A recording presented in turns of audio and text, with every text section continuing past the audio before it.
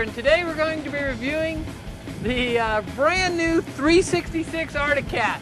And let me tell you something, this thing is loaded for a little machine. It's a lot of fun to ride, and yep, it's got a Hemi. One of the first things that I noticed was this really cool shield right here. And I mean cool because what it does is as the cool air enters the front of the machine, it cools off the machine, and instead of like most machines, it blows out here on your leg and tries to barbecue one of your calves. The heat continues back through the back of the machine and out the back. So that's a simple little feature, but it sure makes it a lot more comfortable for riding. Also, it makes the machine quite a bit quieter. As you can see here, we've got a gate shifter with a high range and a low range on it.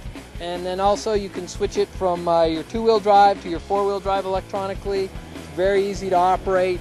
The controls are very simple on this machine. It makes it excellent, especially if you have a first-time rider or somebody like that. It's great to just be able to take it out and get on it and have fun. On the back here, it also has the speed rack system on it, which is really cool. It has these little boxes built into the rack that you can drop in all kinds of different assortments.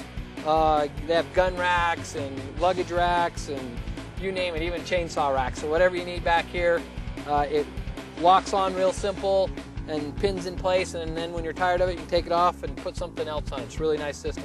Also back here, you notice it comes with a full 2-inch receiver hitch, so you can take the receiver out of your truck or anything and plop it in there and be able to tow around anything you want.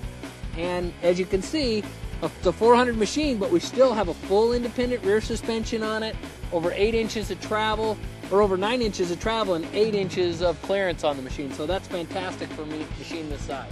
It's got a really sporty rear end on it. You can see with the Corvette styling to it, with even backup lights built in. On the front, nice big headlights, much similar to like what a Jeep would see.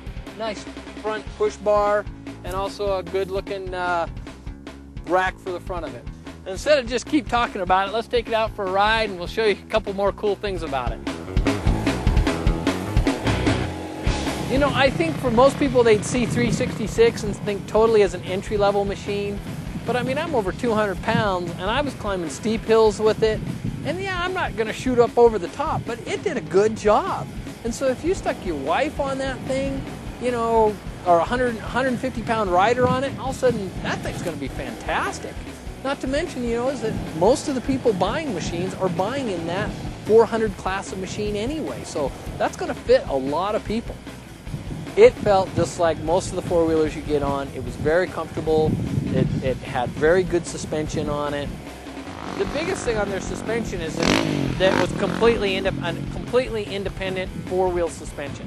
There was no torsion bar on the rear axle to keep the machine level. They have actually done a really good job with the shocks and making sure that everything stayed level by the individual shock instead of having to use a torsion bar to create that stability.